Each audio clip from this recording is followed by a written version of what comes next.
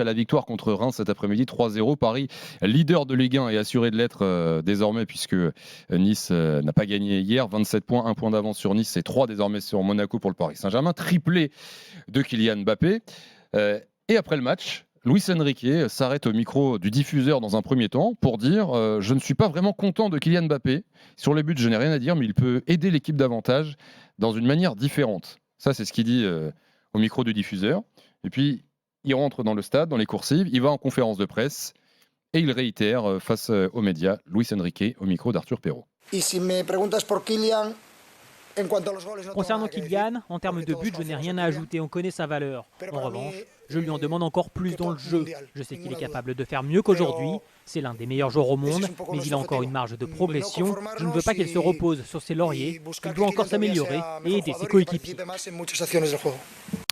Voilà, Kylian Mbappé qui lui est passé en zone mixte avec le sourire, qui a parlé après la rencontre. Il n'a rien dit de spécial à Paris. Ce qu'on a comme info ce soir, c'est qu'on parle d'un discours pour continuer d'encourager le joueur, le piquer un peu et continuer de l'encourager. Mais voilà ce que nous dit l'entourage du club, 32-16 supporters parisiens. Du coup, juste Thibaut, on débriefe le match ou on débriefe d'abord la sortie de Luis Enrique?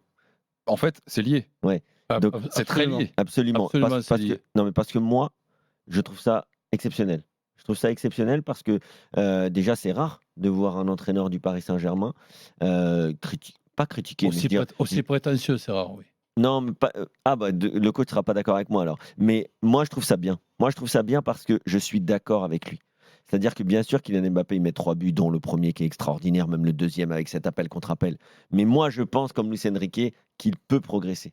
Et aujourd'hui, Kylian Mbappé, il est à un moment de sa carrière où non seulement il peut, mais il doit progresser. Il doit progresser sur plein d'aspects. Et je pense que Luis Enrique est un entraîneur qui peut faire progresser n'importe quel joueur, même si c'est un joueur de très haut niveau. Et j'aime bien ça parce que ça veut dire quand même qu'il y a enfin un entraîneur au PSG qui sait que peu importe ton statut, peu importe même tes performances, parce que c'est un bon match en soi. En tout cas statistiquement parlant pour Kylian Mbappé, mais c'est bien quand même de voir un entraîneur qui se dit voilà, j'ai un des meilleurs joueurs du monde, il fait un bon match statistiquement, mais je pense que dans le jeu, il peut progresser, il peut s'améliorer et il peut aider à encore mieux faire jouer l'équipe. Et tu penses qu'il ne nous prend pas pour des cons? Non, je pense qu'il le pense. C'est-à-dire que tu penses que cette déclaration au sujet d'Mbappé, quand tu viens de gagner un match à Reims et que Kylian Mbappé qui peut faire plus, évidemment, il peut en marquer 5 aussi. Non, il ne parle pas des buts, il parle du jeu. Oui, mais attends. Hein. Si on essaie un petit peu de réfléchir, moi, j'ai ma vision. C'est peut-être pas la bonne, c'est une de mes phrases préférées, mais c'est la mienne. Je pense qu'il nous prend pour des cons. Mais pourquoi? Et qu'il nous déroute sur justement un match où il va lui être reproché logiquement cette composition d'équipe encore en 4 de 4. Et quand tu es entraîneur de Paris Saint-Germain, avec l'effectif que tu as et que ton meilleur joueur, c'est un Donnarumma qui te fait 6 miracles, évidemment, tu déroutes tout le monde en parlant d'Mbappé qui, malgré son grand trick, doit pouvoir me faire merci, au revoir, je rentre chez moi, je vais prendre la douche. Là, sincèrement, excuse-moi, c'est peut-être mon expérience, c'est peut-être ma façon de voir les choses. Je ne tomberai pas dans ce panneau-là. Désolé, les amis. Ahmed est là au 32-16 supporters parisiens. Salut Ahmed, bienvenue sur RMC dans l'After. Salut les gars, merci de la parole. Grand plaisir, merci de nous appeler. Ahmed, qu'est-ce que tu as pensé, toi, de la sortie de Luis Enrique, méritée ou pas pour Mbappé? C'est 50-50, je suis d'accord avec vous deux, avec le coach aussi. Son système, il est claqué au sol en 4-2-4, on prend l'eau pendant une mi-temps.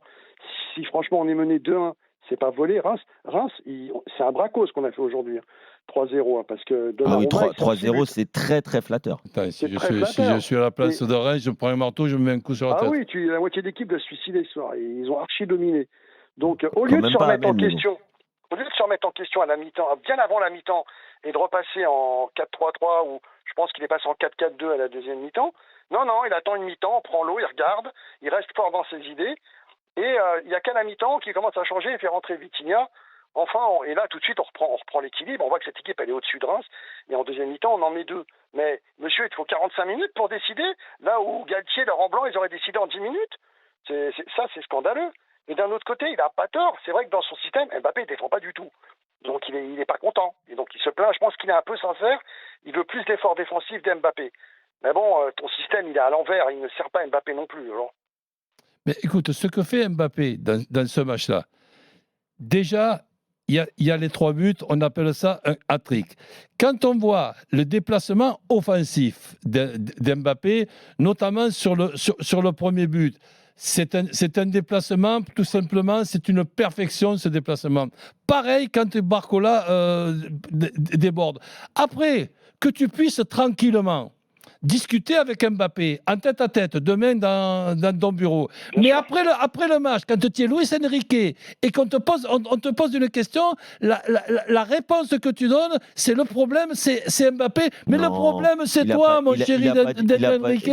C'est toi. Non, mais il a pas dit le problème, c'est Mbappé.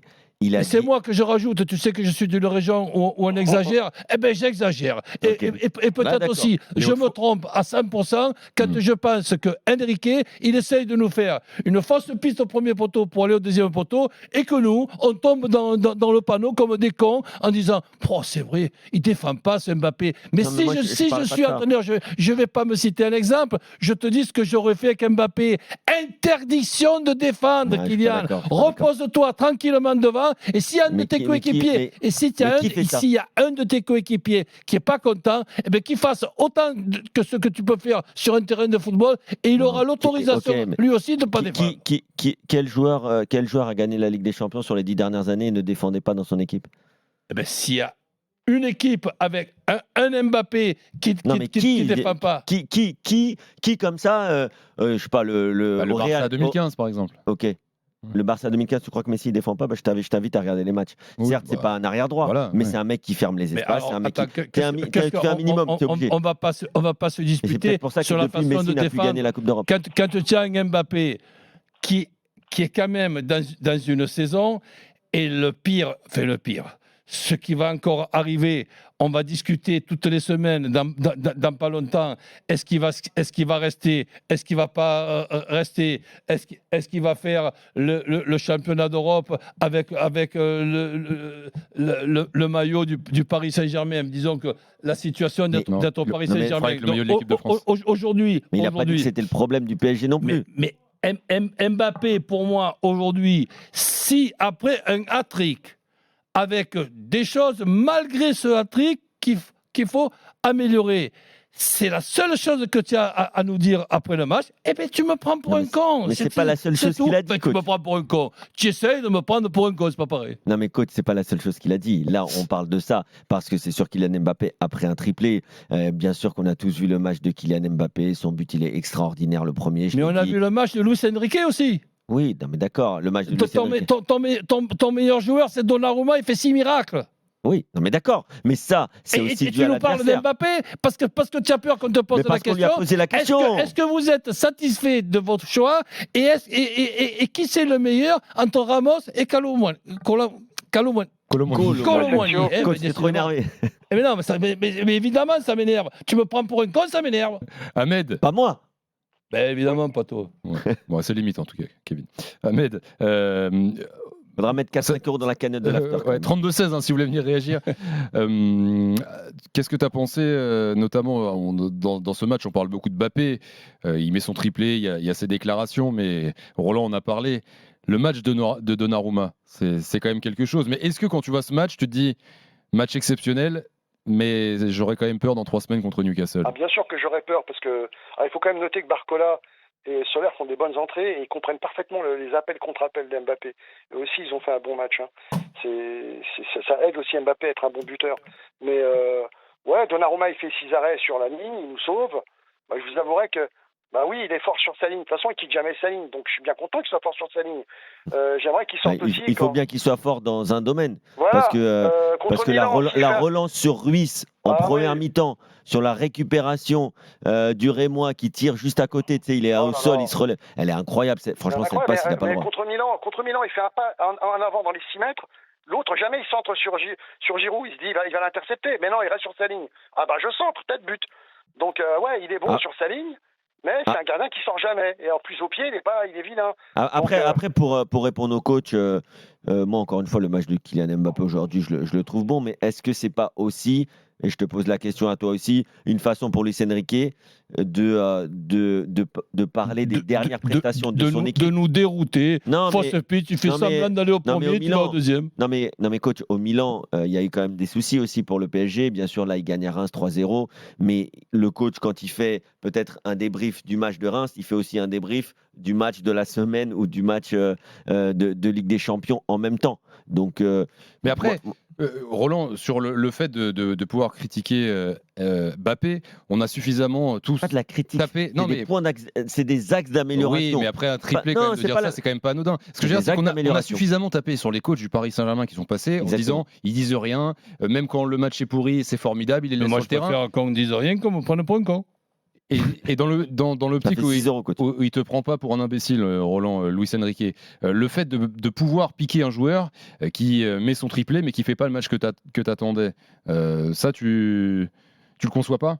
Mais non, mais pourquoi tu ne dois pas défendre? On est hors sujet. Si par exemple il y a ce problème-là que effectivement Mbappé, il a de gros défauts et qu'il faut les améliorer, tout ça, eh bien, tu protèges Mbappé et tu le vois demain en tête à tête tranquillement. Parler d'Mbappé, après un hat-trick de Mbappé, quand il y a Donnarumma qui te fait six miracles, eh bien, tu me prends pour un con. Je ne vais pas le dire toute la soirée. Non, on va arrêter. Et d'ailleurs, il te prenait plus pour un imbécile, d'ailleurs. Tu as tout bien regardé. Ahmed, merci d'avoir été là ce week-end. Merci, messieurs. À bientôt. Pour les deux. Bye bye, Ahmed, à bientôt. Zach nous appelle au 32-16, supporter du Paris Saint-Germain. Salut, Zach. Alors non du tout supporter de l'OM, mais bon, ça m'empêche pas de réagir. Ah bon, sur ta fiche, il y a écrit supporter PSG, mais vas-y, Zach. Il s'est trompé, je pense, c'est pas grave. Ouais. Il est cramé, hein, c'est Adrit, il est fatigué. C'est pas grave. Mais en fait, je suis d'accord avec coach Courbis. En fait, je pense que Luis Enrique, il nous prend pour des cons, mais en même temps... On va dire des imbéciles maintenant, ok? Ouais, des imbéciles. Mais en même temps, comment dire? Ça veut dire que pour lui, en fait, Mbappé, il a fait un bon match. À partir du moment où tu mets 3 buts, normalement, t'as pas le droit normalement de critiquer presque l'un des meilleurs joueurs du monde. Mais en même temps, il se dit que s'il parle pas devant la presse et qu'il lui parle en tête à tête, il n'aurait pas le même effet en fait. Donc devant la presse, il lui met une pression. Il est en train de lui dire que voilà, mon système de jeu, il est comme ça. Et je voudrais que tu l'appliques malgré que tu aies mis tes 3 buts. Et au fait, une question que je vous pose à tous. Mbappé, devant la presse aujourd'hui, vous ne l'avez pas trouvé très bon quand par exemple, il dit à la presse ben non, j'ai rien à rajouter, tout ça. L'air de dire, vous le faites très bien. Là, il est un petit peu ironique. Et il sait très bien que dans les semaines à venir, ça va être très compliqué pour lui dans sa relation avec la presse par rapport à son avenir. Est-ce qu'il sera en France au Paris Saint-Germain ou est-ce qu'il sera ailleurs? Et aujourd'hui, moi, après un hat-trick, se retrouver en train de dire non, mais ça va, je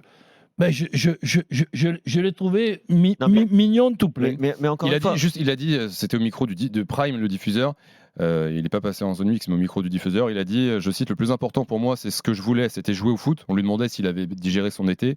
Il dit, le reste, je vous laisse faire, vous le faites bien, je n'ai pas envie de parler, de suralimenter des choses. Je pense qu'il y en a déjà assez. Mais ça, encore une fois, il a été très bon comme dit coach dans sa réponse. Mais moi, encore une fois, je pense que c'est vraiment pas contre Kylian Mbappé. Je pense que Luis Enrique, il pense ce qu'il a dit.